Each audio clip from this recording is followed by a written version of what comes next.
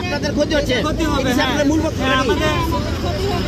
জমিন এবং ভবিষ্যতে বাড়িঘর করতে গেলে আমরা সম্মুখীন হব, বিপদের প্রবলেম হবে। এটার জন্য বন্ধ করা হয়।